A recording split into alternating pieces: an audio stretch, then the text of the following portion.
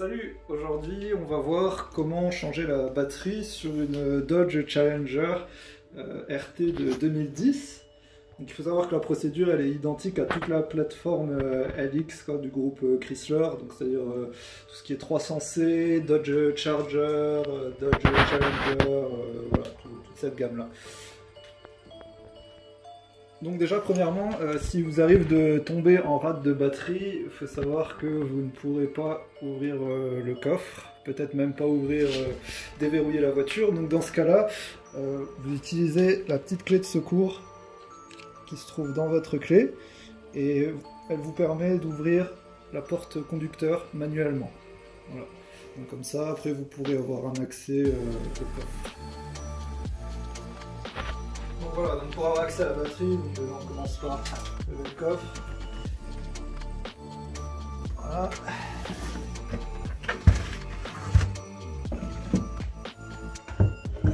Et elle se trouve en dessous des panneaux de protection du coffre. Voilà, elle se trouve juste ici. Voilà. Donc là, moi je vais pas m'embêter, ce que je vais faire c'est que je vais carrément enlever la roue de secours histoire d'avoir un maximum de place pour travailler. Il suffit juste de desserrer ici.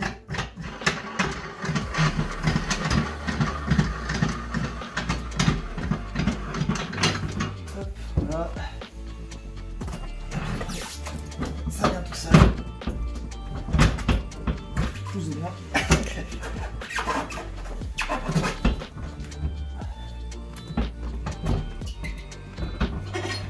Voilà.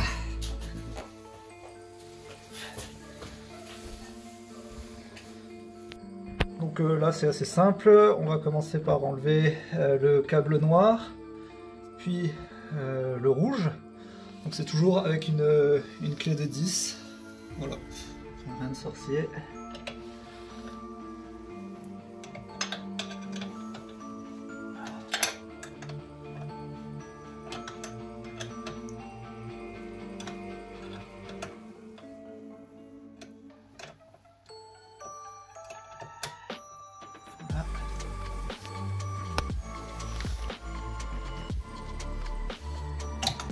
Voilà, on enlève le noir.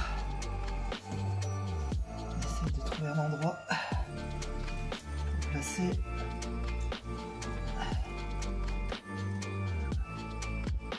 Voilà, on évite que ça rentre en contact avec un autre métal. Là maintenant, on prend le rouge. On enlève le capuchon. Pareil, clé de 10.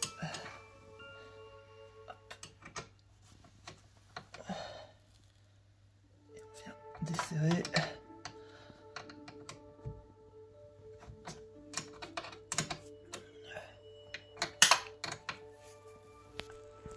Donc là maintenant on peut enlever notre câble rouge et la débrancher. Voilà, donc maintenant il faut desserrer la sangle qui est sur le côté de la batterie. Il suffit de presser sur le bouton. Hop, et on tire. Voilà. Et ensuite, il faut prendre la pièce métallique.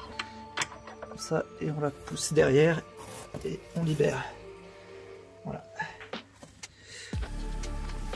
Ensuite, il faut qu'on enlève ici donc un boulon de 10 qui maintient la batterie.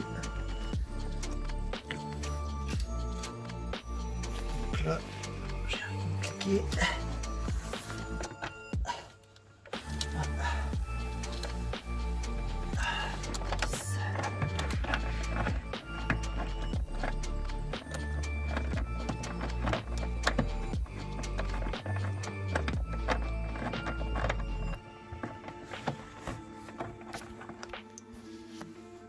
Donc là on a la vis.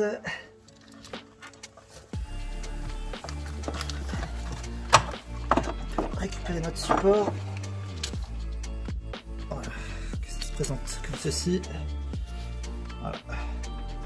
Voilà, donc là en principe on a libéré la batterie. Il ne faut pas oublier d'enlever le petit câble de dégazage ici, c'est très important qu'il se trouve ici. Voilà, donc il est juste clipsé, il suffit de tirer dessus et il s'enlève. Et en principe, on peut enlever notre batterie si tout est bon. Voilà, ça vient tout seul. Donc là, nous, on passe sur une batterie Varta. J'ai pris légèrement plus puissant. Donc c'est une F18 12 volts 85 Ah 800 ampères. Voilà.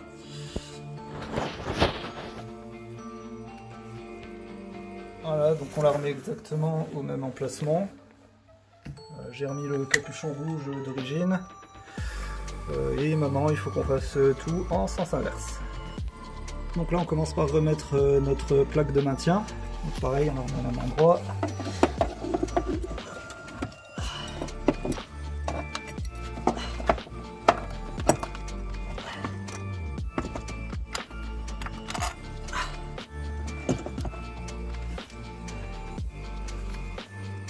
Voilà, donc une fois que la plaque est en place, on peut la resserrer, toujours avec notre 2D10.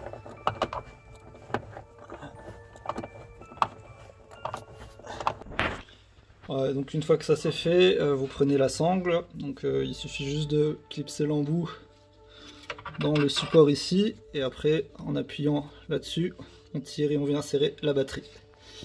Voilà. On passe en dessous des câbles, ah, on l'accroche dans le crochet, on appuie, et là on vient serrer notre batterie.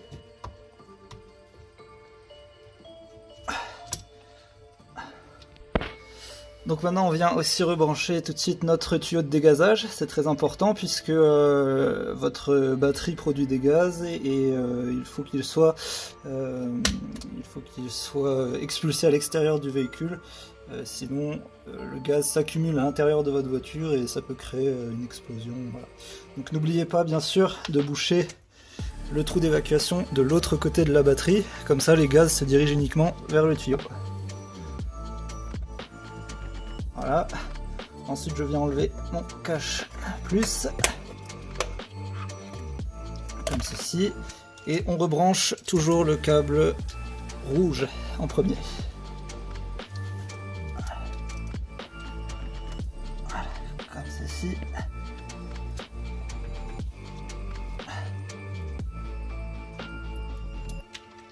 Voilà.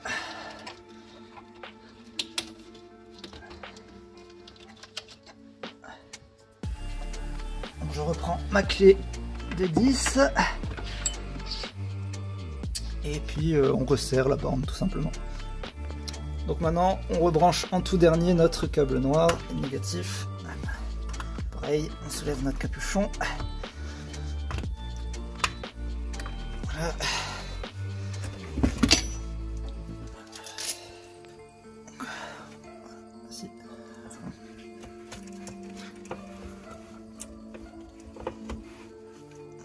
Et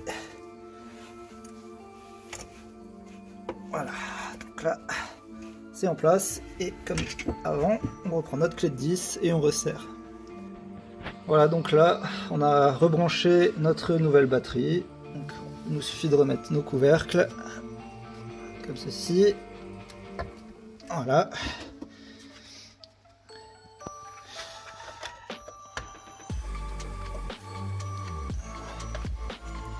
Et voilà. Voilà, maintenant on va voir si elle démarre.